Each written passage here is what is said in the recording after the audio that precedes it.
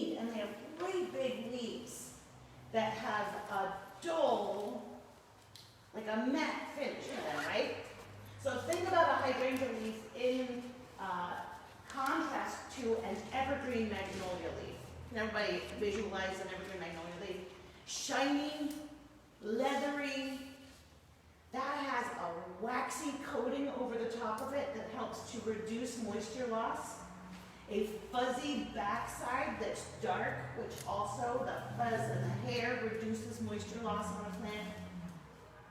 The deep dark green, all of these things are a complete difference in physical adaptations of the plant and its like characteristics that help adjust its water usage or water needs. So type of plant. Exposure again, sunshade, boy did we learn that, right? The front, the east side fared okay with our minimal protection. The west and south corners just big. Everywhere you drive around, you don't need to look at your compass anymore. You can tell what side of the street is what by where things are mostly affected or where they're burned. So all of those eastern side of the street getting western exposure from the most intense of the sun, those are the plants that seem to be the worst. But in addition to that, growing conditions. So Noreen, up against the light siding of a white or cream colored garage, getting west, or is that south? It's southwest. South, but getting hammered in southwest sun. Little tiny conifer, been there for 15 plus years, just burnt to a crisp. Conifer, tiny, adaptive, low surface, leaf surface, just burnt to a crisp because of reflective heat from that light colored garage. So even putting up probably something like a cardboard, or even a flannel sheet, of another color on that garage could change the amount of heat and light that's bounced back from that as we're learning things, into the future. But in ground versus in containers, also we know that our plants use moisture differently, so watering changes whether they're in those different conditions and or in-ground plantings or containers. And then soil type, planting media. Many of us have our original native clay, maybe a little bit of amendment in the original planting hole, but now the plant is out into our standard clay soil, which in times like this, as we water, we can really appreciate that we're not at the coast with sandy soil, where we have to constantly hold, add compost or add something that can hold moisture. We have enough organic matter to hold the moisture. As long as we don't let our soil dry out to the extreme that it becomes brick hard and compacted, our clay soil can hold the moisture and really help us get that deep watering that we're talking about accomplished. Raised beds though, containers, it's all imported manufactured soil. And so depending on whether it's high peat content, whether it is, you've worked in a lot of perlite or vermiculite, or maybe a lot of wood chips, a lot of raised bed soil is really fast draining.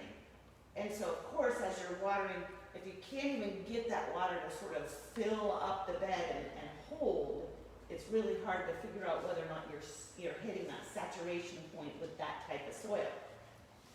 How long the plant has been planted is another aspect that's important to consider. And we're going to go into year 1, year 2, year 3, and what an established plant means. You ready to? We have some people saying there's no audio on the video. Oh no. I just wanted to make Okay, sure. because it's my- It looked like it was on, so I just wanted to no, check. no. Sorry guys. I'm not flat. Hello. Okay. Is it on now? I think it might be on now. I apologize for everyone on the video pickup. And audio pickup. Okay, cool.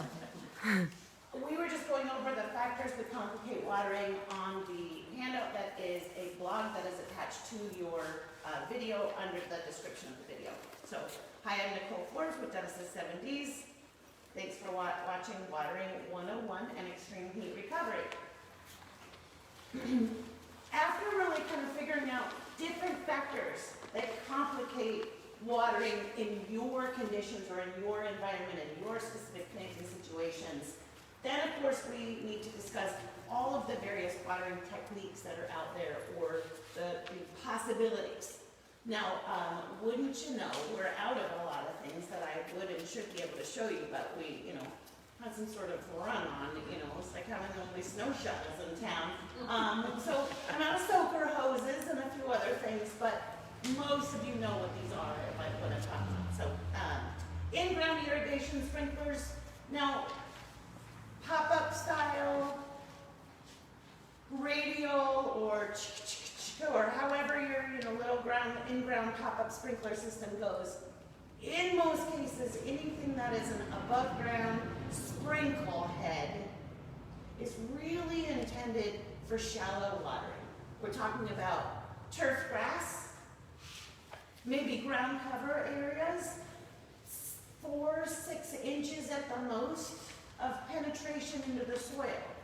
And if you think about how much those people run those systems, it's 5 a.m. for 5 minutes, or to every day, 10 minutes early in the morning. So those sprinklers can't possibly be accomplishing deep watering. And anytime you dig a hole and curse the depth that it takes to get it deep enough to plant a plant, you've got to really think about, would my sprinklers ever water thoroughly the roots of this darn hole that's so stupid deep? Probably not. So we need to accomplish deep watering with a different style of irrigation, either drip style irrigation, soaker hoses, or hand watering. And of course there's Gators or tree bags as well.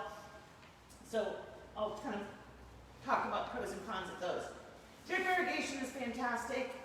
It is extremely efficient delivery of water. It takes some know-how and some understanding to both install and properly allocate heads to your planting so that you will get proper, understand kind of gallon per hour, amounts and how much different plants need, but can be customized to your landscape.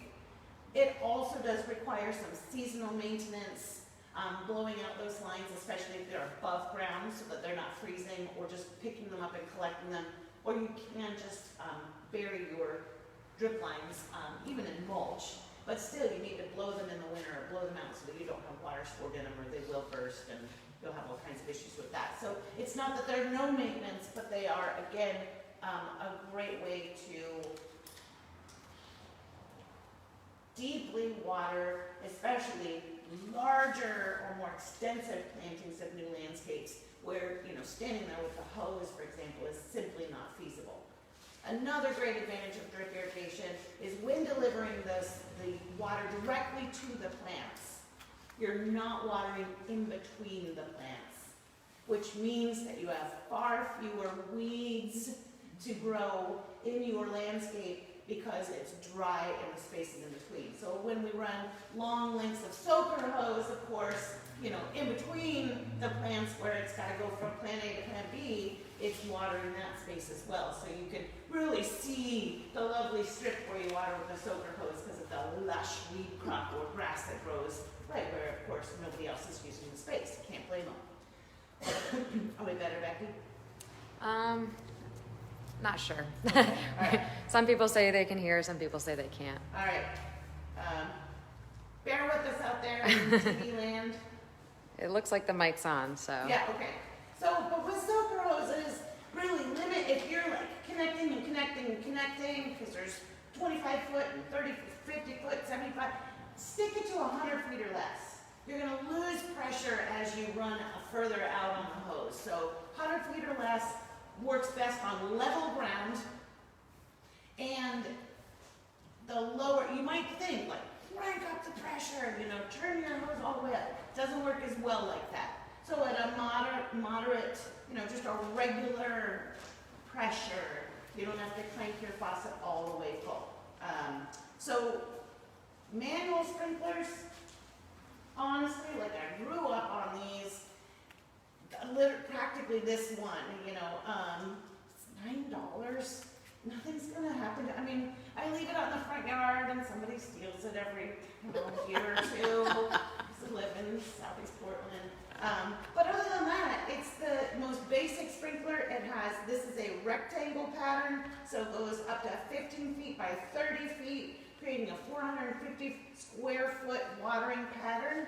Now, my vegetable garden is 350 square feet, so it's like perfect in a panic, like I've been in recently, to like blanket water the vegetable garden at 5 a.m. with something like this. I left it on for an hour every other day leading up to the heat wave. So, we saw this happening, we studied the weather, but most of us heard about it, a long time coming. Starting at least the week ahead, doubling the amount and frequency of watering in that garden space, and then give everything some shade. So, soaker hoses, 30 to 60 minutes usually at a time. We've got to run the soaker hose to really, again, get adequate deep watering. And the same with something like a sprinkler, and certainly the same with hand watering. So I run timers. My old phone timer is great. This is a timer that screws right onto your faucet. Hose connects to it. Runs like an oven timer.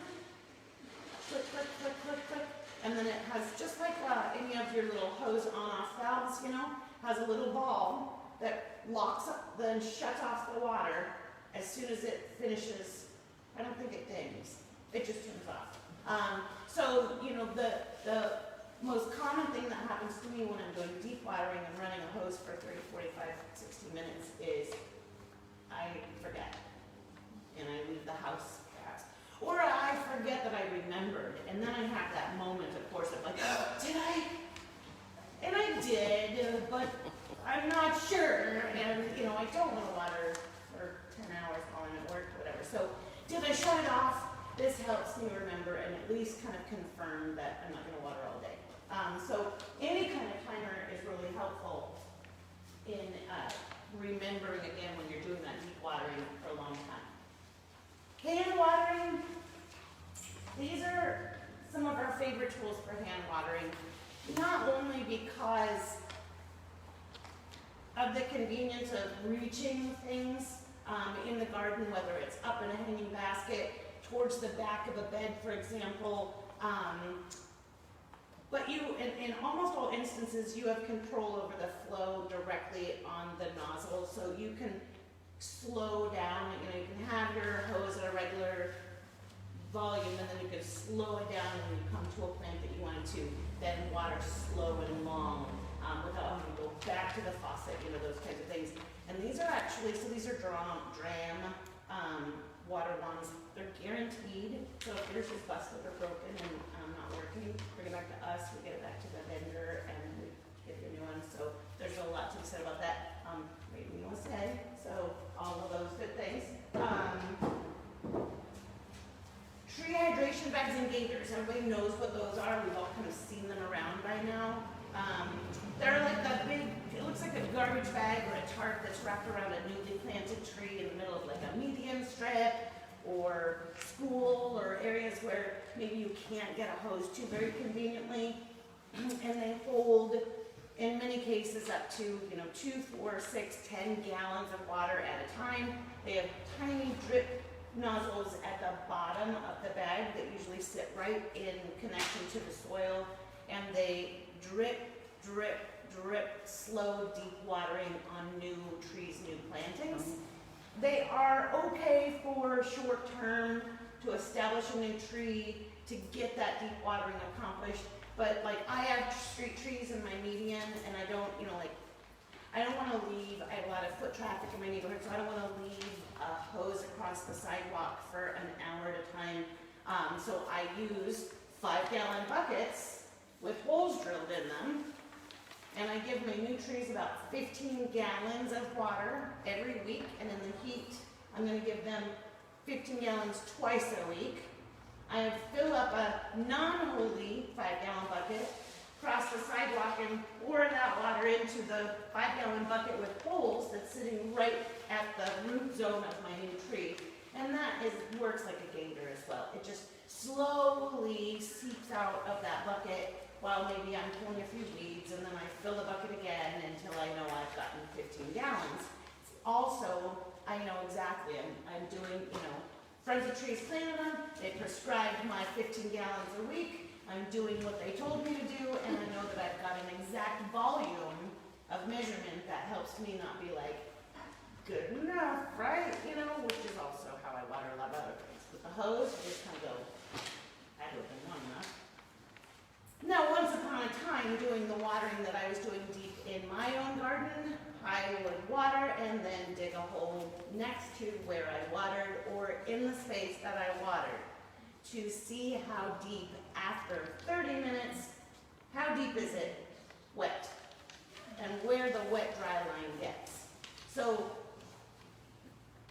that's how you get to know your soil and start to make a more educated guess. I'm not saying that it is completely dialed into science, but it's an educated guess that in my garden, once I watered 30 minutes, the depth was approximately 8 inches.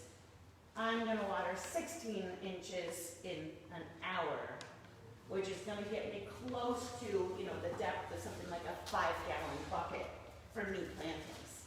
So those are 11, 12, 14 inches in depth, I believe. So 16 is great because we're going to water slightly below that new root zone, encouraging roots to grow into moist soil, which is what they do.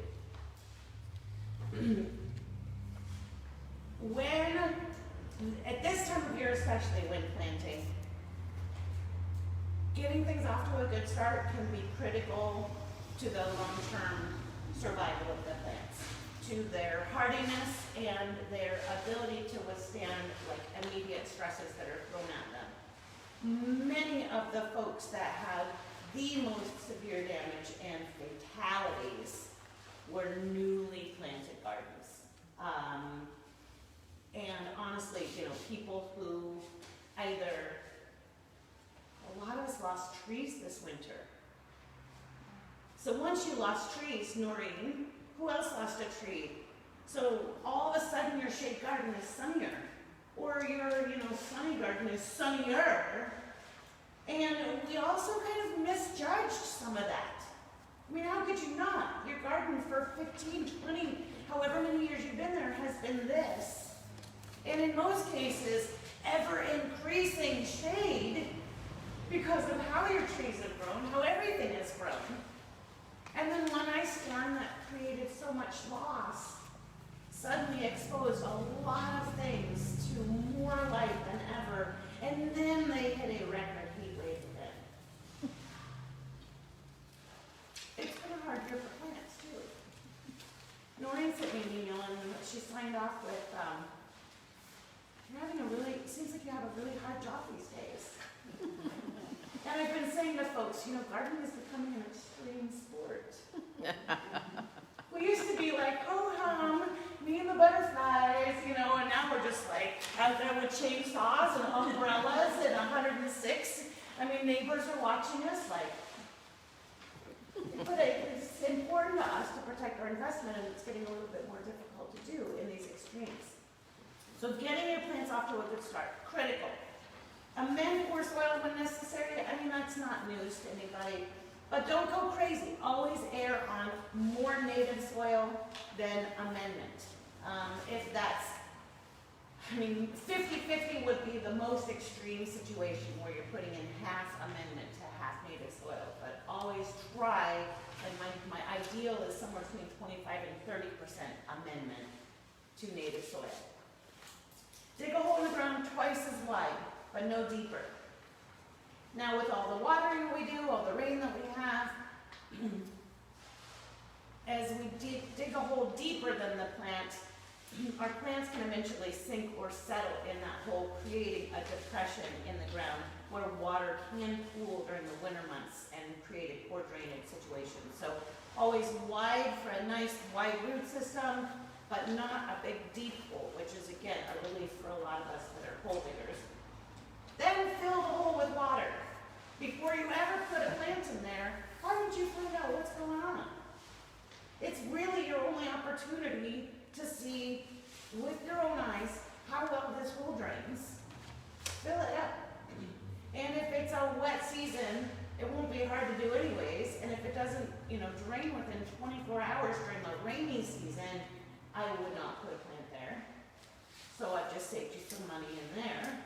And if it does drain really well, what you've just done is in the dry season even, pre-wetted the soil below your planting hole, which is going to now encourage roots to go find that moisture as you let the plant dry out between your waterings. So again, roots only will grow out in a moist soil, and we're going to give them that nice moist soil down below the planting hole. Pre-soak your plants. In early spring, when the plants are brand new and like the pot is squishy because there's no roots to give back in there, you don't have to do it then. You probably spam calls. But as they become more root bound, as we get later into the season, not only are plants kind of packed in their root pots with a lot of roots, but the soil can be really dry by the time you get around to planting them, and totally different than the soil that you're putting them into. So we want to get them as hydrated as possible as well. So I use a clean garbage can, again, my 5-gallon bucket, a wheelbarrow if you need the larger volumes. Fill it with water, compost tea, could be a transplant shock solution like a Vitastar or Rootmaster B1 or any kind of transplant shock solution. Soak your plants in that, and when I mean soak, I mean the water should be above the pot line. They are literally underwater. And in many cases, you have to push them down. They're, bobbing up there, you get down there and you push them and they bubble. You have to hold them down for a few minutes or seconds, and then eventually the plant will sink to the bottom and stay there. Once, We'll take it out of the pot, right? no, I leave them in the pot. Oh. Yeah, easy then to pull them out without a mess and everything. Right. Especially because I may soak 5 or 6 plants at a time. Just throw them in there while I'm digging holes or filling holes. So then I'm going to pull them out in the pot. Great question. Now, taking them out of the pot, drippy and messy, but I'm already like hot and dirty already. So now I can take them out of the pot. The root ball is loose and wet and easy to open up a little bit. Instead of getting a knife or your blade and trying to score it, deal with something that's like terrible to rip apart. Now you're like loosening the bottom, bringing this like dripping little wet baby over to the new home that it's going to go into. It's now kind of pre-wetting its hole as well as it's dripping dry. Putting the backfill in and watering in your entire planting is the whole kind of hot weather protocol planting of best practices. And when it's not hot weather, is that the kind of way to do it? If it's Or dry, I guess, would be another, Beth, it's been so dry since yeah. April. Little spurts of rain, one kind of notable event that we had maybe 3/4 of an inch or something like that. But other than that, when you went for me, when I can't really say, oh, it rained last Tuesday. Like if I can't hit when it last rained, it's been dry. So any time like that, I would say. And if you dig a hole and it's not, and it feels dry in there, go for all of that. Or if your plant feels root bound, again, go ahead and soak it. There would always be an advantage, and I can't think of a disadvantage to it. Finally would be a mulched root zone. So once you've planted, watered in, made sure, I like to kind of check and make sure that, if soil settles a little as you've watered in, then you're going to level it again so you have a nice level planting space. And then you can mulch the root zone. And when we mulch, we don't want to heap a bunch of dirt up around or mulch up around the trunk or collar of any of our plants. We want to leave approximately this amount of space as you see in the pot. So I usually say I lay my hand sideways next to the plant, and that's the hand's width on either side is what should be free of mulch, so that we don't potentially cause a rot or any kind of fungal disturbance that goes up against the root itself or the crown. An easy way to do that, if your plants are small enough, is to just take nursery pots of various sizes. I mean, any plant collector slash gardener has a stack of these in their shed or behind their shed or garden. I take the empty ones and I turn them upside down over as many plants as I have that will fit over top of them. And then I can just toss my mulch out around in the garden and then pick those empty containers off, and it's left that perfect, vacancy of mulch instead of trying to comb it back afterwards. And a lot of these blow-in mulch companies, they blow it in. And it's, piled up like drifts against plants. And you or someone have to go back and pull it away, or it's, again, going to cause us disease and distress on a lot of our plants. So, it may seem easy, but there's always some drawback to those easy things. So, I saw a really interesting post after the heat wave that was nasturtiums planted. This group of nasturtiums mulched. This group of nasturtiums not mulched. Customer ran out, as they were going, ran out of mulch, and just was like, good enough, right? And then afterwards was like, I just thought you'd like to see how right you were, which I do like to see. But yes, the mulched nasturtiums were perfect, and the unmulched nasturtiums were crispy. So, I was like, how deep was it? Maybe 2 inches. So we're not talking about, spending a fortune or having, mountains of mulch either. But mulch, everyone understand what mulch really is? Yeah. I mean, one of my most basic descriptions of mulch is if the clothes we wear protect our skin, mulch does the same for the garden. Our garden soil would be like the skin, and we're going to put a layer of mulch on top to keep, insulate temperatures, keep it from swings of high and low, to keep our, keep things from drying out, so you have more moisture evaporation from bare skin, for example, or from bare earth. And then all kinds of things, can bother unmulched soil, just like, again, bare skin. So, a really basic and very rudimentary kind of description of what mulch does, but again, I think it's you'll understand that in general. Now, when we're talking about watering in-ground plantings, anything that seemed well hydrated in this is going to start tipping. So we need to wait for the plants to be ready to be watered, but also catch it kind of in time for them to need it right away. It's a delicate balance. We used to run sprinklers at the garden center at night. We had irrigation inefficient. It watered a ton of pavement, and when plants look like this, and especially in pots, when plants are like this in a pot, and there's a lot of plants over the edge of the pot, water is not necessarily going to drip into the inside of the pot. Rain is not necessarily going to go into the center of the pot. A lot of the moisture is going to go to the outside, which is how a plant's designed. And in the ground, where most of the roots are, is around the outer edges, or what we know as the drip line. Well, the drip is water or rain. That's where it's dripping off. So we also have to just kind of pay attention to where the water goes, and found that running sprinklers really just kind of bought us a little bit of time. We ended up having to hand water everything later in the day because not enough goes in the can.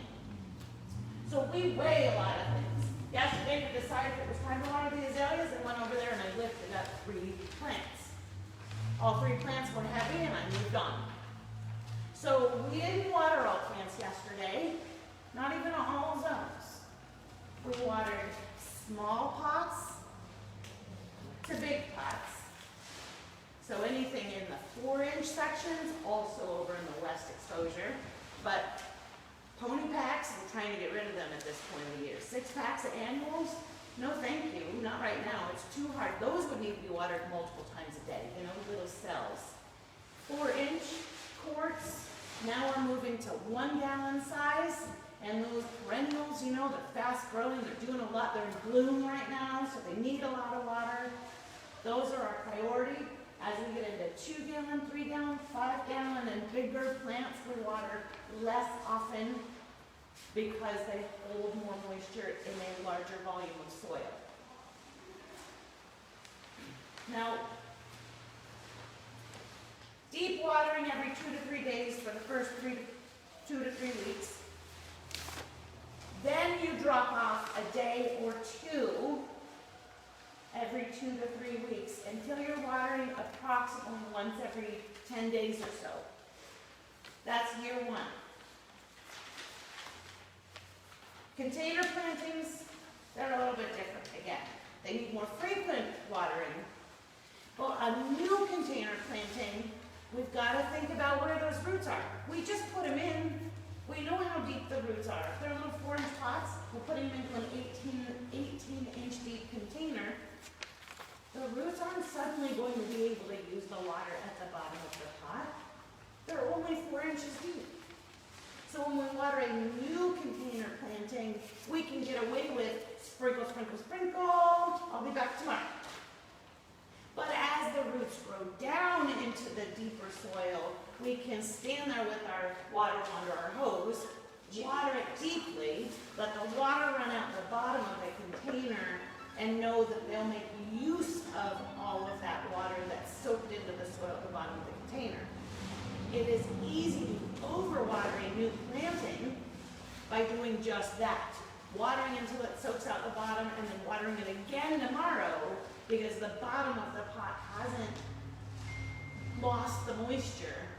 No roots to drink it and possibly not evaporated, and then we just add moisture to it. So then we end up with a root rot because the plants stay too wet and don't get a chance to dry out.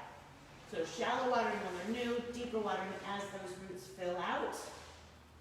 And then if we're talking a few years down the line, now the roots are really in there and, you know, pushing around soil volume. So on a container every 2 to 3 years, every 3 to 5 years, we pull it out, we exchange as much of the old soil as we can and put in refreshed soil, usually at late winter or just kind of at the end of the dormancy period before plants kind of wake up for spring.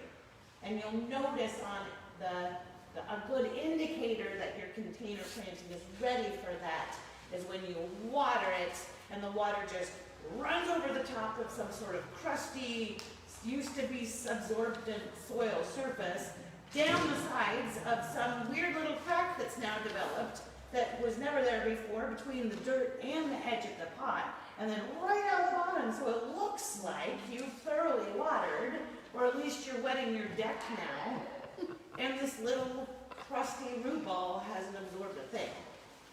So that is an indication that your soil has worn out. You can aerate it a little bit, bamboo stake, metal, stake, whatever you can to kind of push around and get it a little bit looser. You can soak the entire container, if it's not too large, in a larger vessel of water to help completely absorb from the bottom, because watering from the top, it's just not doing it, so you can just soak it, submerge it and soak it, and that'll help to rehydrate. But it is, again, container planting is a little bit of a different animal, and you need to establish whether or not your soil is out of commission versus new plantings, and how to kind of water new plantings as well. Now, watering your lawns, is anybody keeping a green lawn this year? Okay, so yeah, as much as you can, right? So are you just guessing? Do you have a prescribed volume? How's your success so far? Just guessing. Guessing, okay. And with manual sprinklers, irrigation? We have in-ground sprinklers. Okay. And same in ground. So, the, Soil and Water Conservation District, Joyce has gotten, how'd you get those? You just got them? Those mailings? No, you have to sign up. You sign up, okay. Just go onto their website and. Each county has a, Soil and Water Conservation District, and they've got some really great tips on watering, water measurement. But one of the best that they talk about is between 1 inch and 2 inches a week is the prescribed volume of water to turf or to our average turf to keep it green through the summer months. So 1 to 2 inches a week. Now, because of our clay soil and the fact that it doesn't always absorb all the water that we lay down at one time, you can divide that into 2 times a week, putting down half per water. So if it's 1 inch going for, you're going to put in half an inch twice a week. Now, you're running your sprinklers, you turn it on, and they're just like, go, water, go. It seems like a little bit is coming out, so we don't really know the volume. Or maybe you did once, but most of us have no idea what's coming out. The idea, the way to test kind of coverage and how much is coming out of your sprinklers is to use half a dozen of the same type of can. You've got a dog or a cat, put your cat food cans out, you do a tuna fish every day, use tuna fish cans, something kind of low and shallow. You're going to distribute them evenly throughout the watering zone or throughout your lawn. Turn on your sprinklers for, 10 minutes, 15, 30 minutes, however much you run it. And at that point, turn them off, measure and average the amount of water in the can. And that's going to give you a sense. If that's 10 minutes and you've got half an inch in there, then you're going to do 10 minutes twice a week. There's your inch a week. Now that also will help you determine if you've got half an inch in almost every can, but one can has a drop. That side of the lawn is going to be brown before you know it if you don't adjust your sprinklers. So also a really great way to just kind of test overlap and general efficiency of the system, and is it covering everything as it should by laying out those cans kind of in a wide distribution. So now, even established and older trees and shrubs appreciate a deep watering every so often. Now, definitely as we, see these mega events coming, that's very helpful. Did anybody go out and water something that I was like, I have never watered this before? Yes. I mean, I was like sneaking over to my neighbor's house because they have trees that I love, like absolutely adore. And they're massive, and they're, pretty much on my property too. And I was like, waters these trees. There you guys go, it's like full of life, and it shades my front yard, and I was like, man, these trees are so important. Wow. But we look around right now and we can see climate change with huge trees dying for the first time from, again, these extremes that we've changed a lot. Our urban waterways, the ground table, the water ground table, exposure, microclimates, more heat with more pavement, all of these things that are changing in addition to freak weather conditions and drier patterns.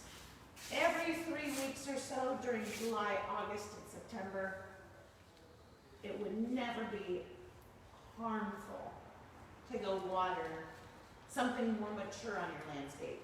A tree that you completely take for granted. Think about how much it shaded you on Monday last week. And go, give it a thanks. Give it a drink and thank it, again, because we don't think often about those way out there yonders that, have always been there.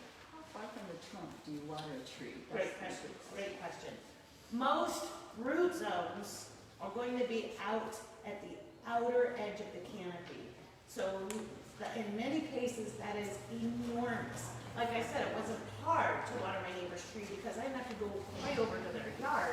I'm watering the root zone that is practically at the perimeter of the, right at the edge of the root canopy.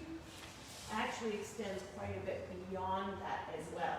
So when I'm watering a large tree or large shrub, I lay my hose approximately halfway between the stem or root of the plant and the outer edge, so kind of halfway between. And in most cases, my plants are planted slightly high anyway, so the water, just due to mulch and everything else, the water then is kind of gonna fill into that root zone right around the outer edge.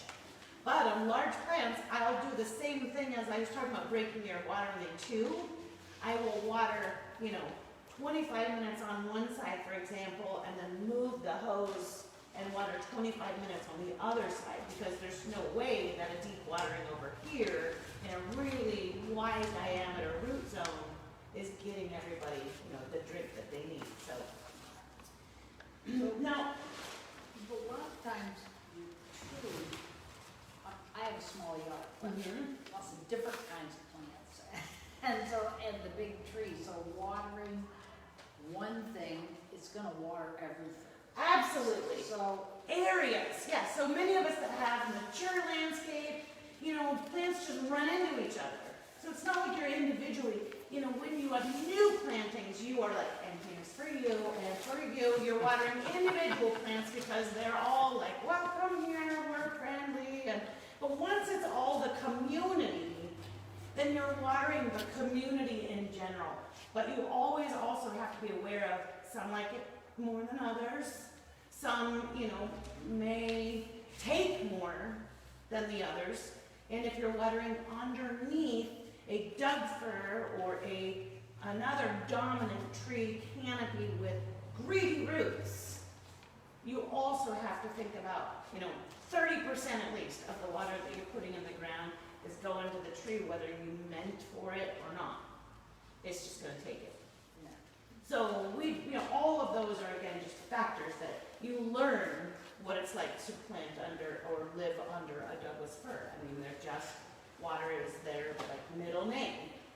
So that's what they need, and they have a way of acquiring it, whether we give it or not.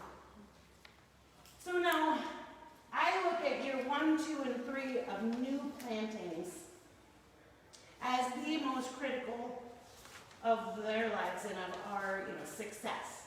Year 1 I consider like infancy. Year 2 is adolescence, and year 3 is like the college years. Anyone who's grown up or who has raised another creature knows these kind of basic phases of ever watchful detachment. We're there in the college years for emergencies, but in year 1, we are at constant for the infant. We don't do things that we wouldn't do with an infant. We wouldn't abandon them for long periods. We wouldn't leave them unprotected in extreme conditions. And we're going to be hyper-focused on nutrition. All of these things are important for an infant as well as for a young plant. It doesn't have an established root zone to go get what it might need in your maybe rich soil environment.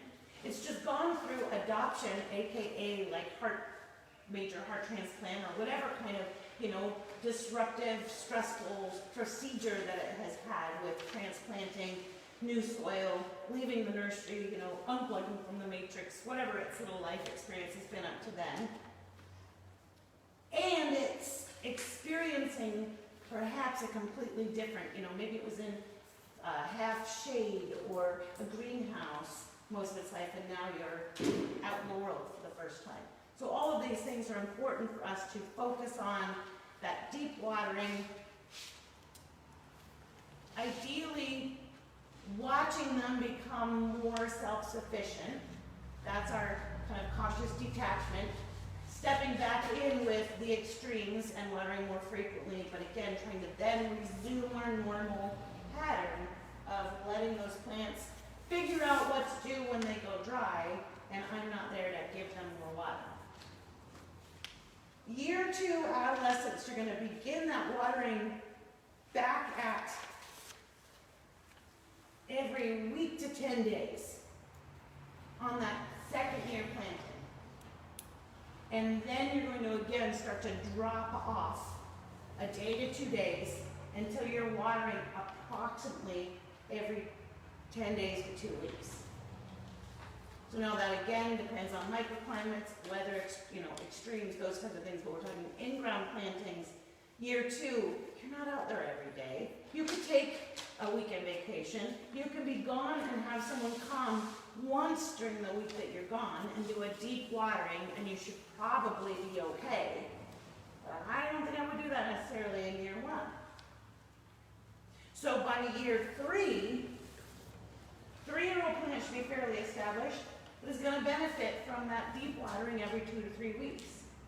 And certainly needs to be put on the watch list and get some protection when we get the weather of extreme conditions and the alerts that we've just had. So even 3-year-old plants. Now 10-year-old plants, I didn't cover, I didn't worry about.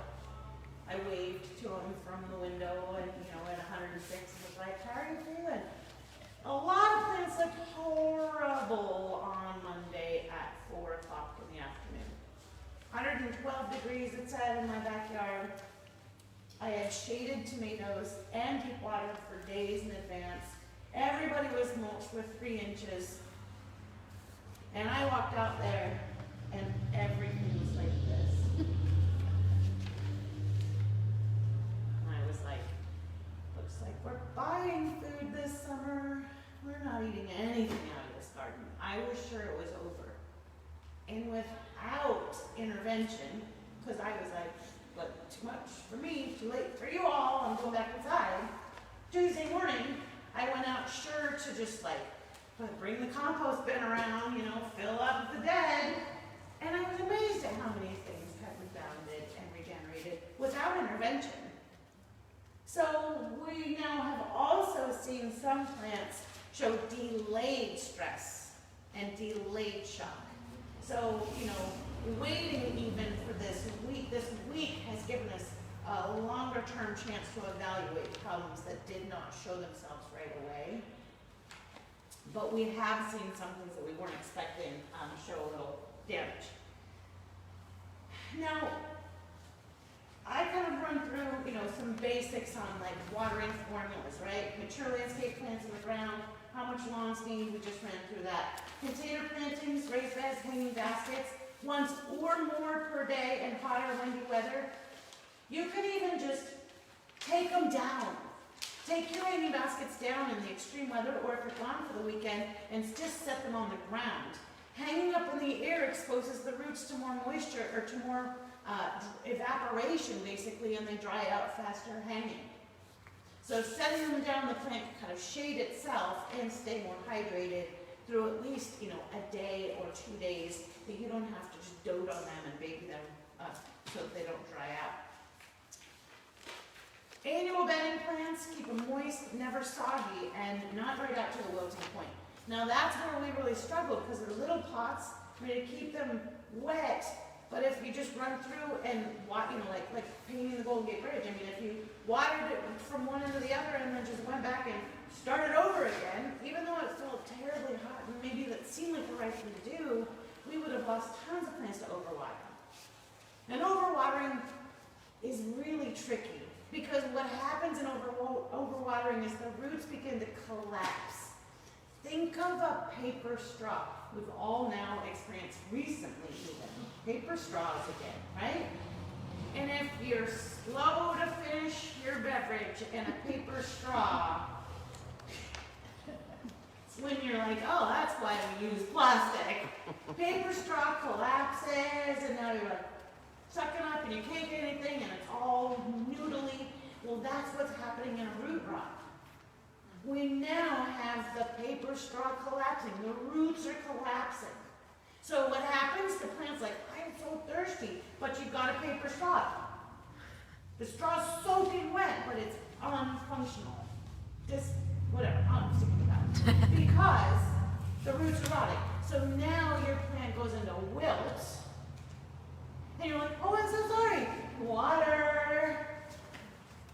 And we just seal the deal. Now, how it more wet. So at the first signs of overwatering is a wilted plant. You've got to use context at that point. When did I water last? Is the soil wet?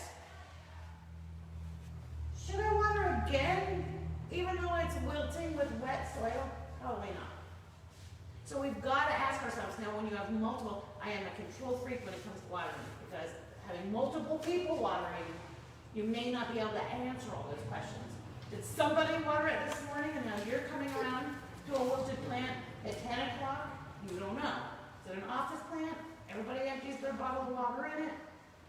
Probably that's the reason, that it's dying. But so after that wilt of initial overwatering, a overwatered plant will literally lose its luster.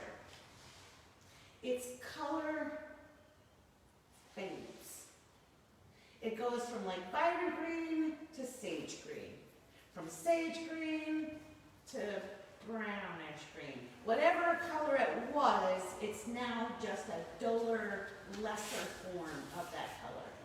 So those conditions, combine all of that again with the context of the soil has never dried out. And we know that we're in a root rot. Root rot, it's pretty much fatal. I wouldn't even try it. Anytime we have root rot, we just compost. We don't try to revive. There's no spray, there's no magic wand, there's no let it dry out. It's, already damaged. So root rot is often fatal, which is why we try so hard to avoid it. Perennials need more water when they're young, when they're flowering, than when they're, post-flower, for example, and then they're kind of, now, post-bloom mode. So at different times of year, perennials need more. Now, annual vegetables need different watering depending on the crops, different growing conditions, but only container gardens and raised beds should be watered daily.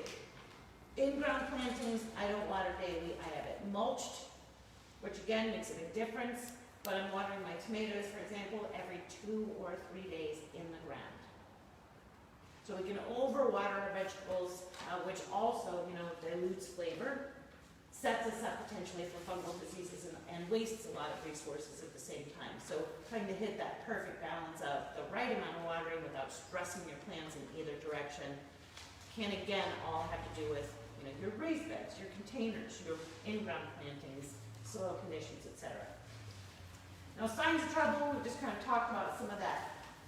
The look of an overwatered plant. Long-term drought stress would be smaller than average leaves, smaller than average flowers. Those are good signs of long-term drought stress. We're going to see a lot of early fall color this year. Trees that are suddenly coloring up, they're showing stress. And so they're showing the stress of the heat and the sun that they've already experienced, and it is July. So we're seeing some fall color this early in the season, and that's all just signs of trouble, signs of stress. Blossom end rot, and in our vegetable garden, we're going to see, a lot of tomato flowers do not set fruit over 95 degrees. So a lot of us had, if we had green fruit on the vine, if it did not sunburn, it's ripening for us. But the flowers that were there were unable to fruit set due to the temperatures. And a lot of the flowers that were coming on either burnt up or didn't get pollinated because we didn't even have a lot of pollinators out at 106 or 112. Zucchini beans, we see a lot of aborted fruits and flowers. So zucchini, I was talking earlier with Karen, down towards the center of the zucchini, some flowers that again have kind of turned to mush before they could form fruit, or some of the little zucchinis low on the plant that began forming and have now shriveled and started to turn ivory or yellow colors. Get in there and twist them off and get rid of them. They've basically aborted the fruit set, deciding that it was not the good enough conditions to put a fruit out. But something like a zucchini, tomato, as long as it's an indeterminate tomato, is going to continue to set flowers and fruit for you until frost. So, you know, your neighbors might be happy that you've been set back a little in your zucchini production. But, you know, most of us are still gonna have lots and lots of zucchini. Plenty of beans. The first flowering of my beans all fried, but now they're in bloom again. And something, whether it's pole beans, bush beans, beans are very shallow rooted. So beans are not able to dry out in between waterings. I have them very well mulched, and they're slightly shaded by some of the taller crops like tomatoes and corn in my garden so that they don't get the hottest of the afternoon sun. Artichokes, peppers, they loved it. My cucumber, a little bit of burn. Now we've heard varying reports of burn on foliage on cucumbers because they love water and you've got to really water a cucumber. My cucumbers are trellised and you can see on the developing fruit the exact time on the fruit development where I did not water enough, because it started as a standard diameter, great looking market cucumber, and now it's created a bottleneck, shoulders and a skinny section where it's grown puny and thin because resources became precious and it wasn't able to give it all to that developing cucumber. So we can see these things in our garden as we kind of go around and observe what's happened. And we've just got to have faith in almost all instances that, get some time to recover, continue with your regular watering, don't freak out and apologetically overwater. The benefit of mulch and shade cannot be overstated. And when it comes to recovering plants, it's been about a week now, and if, in most cases, 1st of July, in-ground plantings, in-ground plantings, vegetable-wise, we feed about every 6 weeks, 4 to 6 weeks. Raised beds, containers, about every month. But think about how much you watered them recently in panic mode, and that flushes a lot of nutrients out. So we are hoping that they get better. It's get well soon. Let's give them, flowers and an energy bar so that they can actually get over this with some nutrition to help them cope with that. So whether that is, now's the time to feed. You have tomato vegetable fertilizer in the shed because you used it when planting. Now would be time to apply another round of the granular fertilizer for a, July feeding. If you're out, this Paradise blend is great, 555, it's good for everything. The nice thing about Paradise, it's an organic blend, but it is pelletized. So it's not like wheat germ and oatmeal, like our more granular fertilizer. You can stand and scatter or toss this, and it can go where you want, it doesn't blow back in your face, and then you just water it in and it dissolves. But still slow release and organic, so non-burning, feed every 4 to 6 weeks. Compost tea is another one of those gentle, like chicken soup for your plants kind of thing, so not feeling great. We don't want to goose it with a big grow because the next heat wave could be coming, and the next flush of brand new leaves that we push out right now with rocket fuel, like Miracle Pro, is going to be like, if you think you got a sunburn when you wear shorts and short sleeves, now pushing brand new foliage out would be like, now be in a bikini. We get more exposed new foliage, basically, that is more sensitive to the sun and more tender.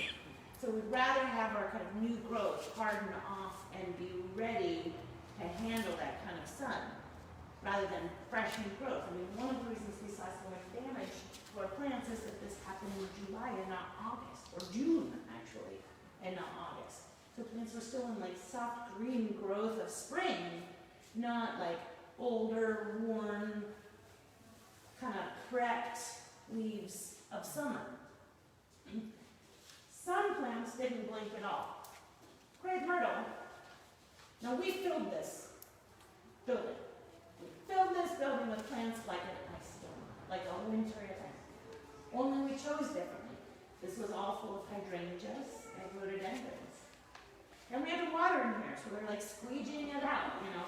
But we didn't want the hydrangeas flowers to fade because we wanted to sell them to everybody whose flowers did.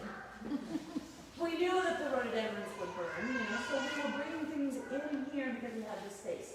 Out in the perennial yard, every sun perennial was put on a rack and moved into the shade. We didn't leave anything out and exposed in the sun perennial section. Out in the yard here, our approach was anything variegated, anything golden, all got moved into cover. Golden plants I think of as redheads. So they're just like the rest of us, but they wear their t-shirt in the pool, right? So we just have to think about extra fair skin on plants that can stand right next to another plant and sunburn because they're not able to handle it. So those variegated, same thing. That little bit of white, little bit of yellow, little bit of cream on the plant, vulnerable to burning. So we just moved to, you know, anything like that. Great big leaves, again, takes a lot of moisture to support that leaf surface, and it easily loses it from the sun. So we moved great big leaf items as well. Now we were all like, we say we're sorry, and we had staff to do it, right? So we were preparing like Wednesday, Thursday, Friday for the Saturday, Sunday, Monday heat waves. We worked just as hard to, you know, protect from it as the length, you know, of the actual event, and we are still in recovery. But it was also wise to let things recover a little bit in this, you know, last week. So great myrtles, we didn't move a one. They use them as street trees in Sacramento, California, so we figured, you've seen this weather before. You know, I think that they just sat there and they were like, huh, who knew Oregon could do this, you know? So great myrtles are fine, and had we not hydrated them, the flowers would, you know, would have shriveled or wilted, but we gave them good drinks. Normally items like 9-bark or anything red or reddish purple has the opposite of gold. So these are like the ultimate sun capable plants. The redder they are, normally we can't actually put a red plant really in the shade. We know that. Those of us that have shade gardens are like, I want something red in there. Everything's green. Well, because you have to have green things. Red plants don't grow in the shade. In fact, the redder the plant is, the more sun it's designed to take and has somewhat built-in sunscreen is the red. Smoke bushes had a great time last weekend, and normally a 9-bark would have fared quite well, but we can see that the new growth is what took a damage. And lower down on the plant, there's a little bit of occasional sunburn. Sunburn is like mid-leaf blemish or blotch, whereas drought stress is going to be crispy edges or sides of the leaf. So right in the middle is usually just too intense. You watered and the plant had hydration, but then what happened was just it couldn't take up what it needed as fast as it was losing it. And that's where shade really comes in. Now on something like this 9-bark, we can see exactly where the damage is and where it isn't. And so now we can do an easy tip pruning. We can just, this guy I could take right here. So we could do tip pruning, or we could simply pinch out the top and the worst leaf so that I'm removing as little as possible, leaving still something up top that has been up top before. We do a big whack, and then we go to 90. The bottom layer is like going up to some exposed skin. Suddenly we're going to have a sunburn on the next layer because they weren't ready. So if you do a hard prune, get out your umbrellas, get some temporary shade, and give the plant some temporary shade, because even in regular weather, you're likely to see that exposed foliage get burned. We went through bolts and bolts of this, sold out, and within a day, our manager, amazing manager, made a phone call. Our supplier flew in like Superman on a white horse with 2 more bolts of this, and we sold out of that on the day before the weather event. This is shade cloth. This is, we sell it bulk, so by the foot, it is 2-ply here, so it is 6 feet wide, and as long as you want it to go. This is 64 to 70% UV blockage in single layer. So when you look around in our shade areas, it's the same thing that we have covering our shade areas in the nursery, only black. And it doesn't, color doesn't matter, that's an aesthetic thing. But shade cloth is handy to have as another one of those tools in the shed, fold up and have for the next kind of weather event. I used, you cut it however you want, so I used smaller pieces, making individual little like tent canopies for my tomatoes, or you could, stretch large pieces of it. If you're handy, you could grommet yours, but otherwise I just bundle it together, use the zip tie as tight as I can, and then stretch it. We can break things up. It's not about how it looks, it's about how my plants are going to survive in the long run. Heat recovery, so again, some pruning, basic pruning is fine, but watch out how much you're doing. Any leaves that are like 50% or more still okay, I would leave them on. They are bringing home the bacon still. They are feeding the plant, they're photosynthesizing, and it needs it right now. So rather than robbing it of its future fuel, leave the leaves on. And when the plant has put out enough new growth, it will push off the old leaves that are the most severely damaged. So if we don't interfere at all, they will abscise and come off and litter the ground as the plant is kind of able to afford to let them go. But another really cool thing that plants do is they recycle. So not only if they drop it, these aren't like sick leaves. A lot of times disease leaves and pesky times we're like clean it up and get rid of it, but right now, anything that it drops, it could just decompose and be mulch for the plant. But before it drops the leaves, often, if it's just burned but it was perfectly green, the plant is going to reallocate the nutrients in that leaf to the rest of the plant before it drops it. So if you come and take it away, it was like, but wait, I could have used some of the things in that leaf. But it didn't know. So leaving them on, and again, this is all like gardener, cosmetic, botanic, we're making different choices, and a lot of it is totally up to you. And that's the beauty of gardening, but what I'm here to give you is some of the science behind it so that then when you make that decision, you know more about the whole decision that you're making and some of those consequences. If we take it away early, then feeding makes more sense. If you allow it to drop in on its own, then kind of you're into more of that self-recovery mode where honestly, yes, this was record-setting, but plants have seen a lot of crap and they can't go anywhere and get out of it. They have no way of running away, they have no way of giving themselves any other, shelter or anything. They have to have these adaptations already built in. So in many cases, we think, what can I do? Stay out of it. Is in a lot of cases the best thing to do. Now it's your front yard and it looks like hell. So does everyone else's. So there's that advantage of, we can get into the, we can have a landscape anonymous meeting about, oh, I'm so embarrassed, or talk to your neighbors, I'm so sorry, I'm so embarrassed. Me too, they'll say.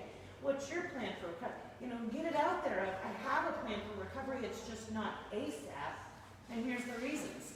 And that may just kind of get everybody out into the open and understand, yes, I'm going to paint my house, I'm waiting for September, or whatever the, neighborhood complaint is. So we can kind of deal with, again, the fact that we're all in the same boat, I think, will really help.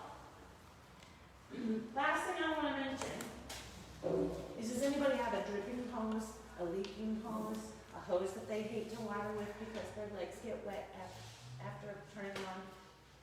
Yes, yeah. So, you should not be dealing with that. And you don't have to invest in a brand new hose. A pack of washers is an amazing thing to have in your toolbox. These are like replaceable washers because you've got washers in here, right? You've got a washer in here. If you've got an attachment head, you've got a washer in there. Where it screws to the faucet, there's a washer. Where it screws onto whatever your appliance is, there's a washer. And all of those, you can't expect that thing to last more than a year. It's going to turn all brittle and shrink away and get squished every time you screw it on. So buy yourself a pack of washers, or there's 10 in here. Make a friend today, split a pack. Honestly, I don't think I have a pack of washers to sell everybody because supplies has been an issue and we weren't really thinking about all the things that I will be talking about today in class to make sure we had enough of everything. Because it's been so long that we've just had these classes on the internet and, you know, whether you can buy it at Home Depot or whatever, I don't know. But this makes a huge difference in just, again, no leaking, more efficiency in your watering, and just overall kind of happiness when you're done. And then beyond that, hose mending. All of this, I'm an expert. If you've got a, one of these, because there's split somewhere in the hose, and now you just got one tiny little pin that goes, or maybe, I don't know, your hose is too short, and you've got a 50-foot and you need 10 more feet, you have an old hose somewhere, you can take a piece of the old hose, connect it to the new hose, and all you need is a connector piece, or what we call a hose mender. So this is an example of the heavy-duty metal type, but we also have these in plastic. Here we have to think about, you know, foot traffic and forklifts and things, so we use the metal. But this connector piece is what would take one hose and join it to another hose without having to have the pieces that screw into each other. So it is as simple as a couple of screws and an inside piece that actually inserts into each end of the other two hoses. So if your end is crummy, snip it off. You can put on a new end, both the male and the female ends, we have those individually. Or if you need to cut out the split section of your 50-foot hose, you cut out 6 inches that's damaged, connect the remaining bit, and now you have a 54.5-foot hose, or whatever, 49.5-foot hose. So all of these things are possible, and we will only continue to sell these products as people continue to fix their hoses. It's just like how hard it is now to find a shoe repair person, because nobody repairs their shoes anymore. So before long, it'll all just be nobody replaces a, or repairs a hose. We'll have to replace them. But replacing hoses is an investment, and if you've done it recently, it's kind of surprising how much they cost. And so if you can fix it, not only are you, saving some crap out of the landfill, but you're saving yourself money to use more water, or buy more plants. And I think that's really how we would rather spend our money. So with that, we're gonna sign off on an extra long class. Thanks for watching. You out there, if you have questions, I will answer them afterwards on the video. And the rest of us, we can chat about our issues.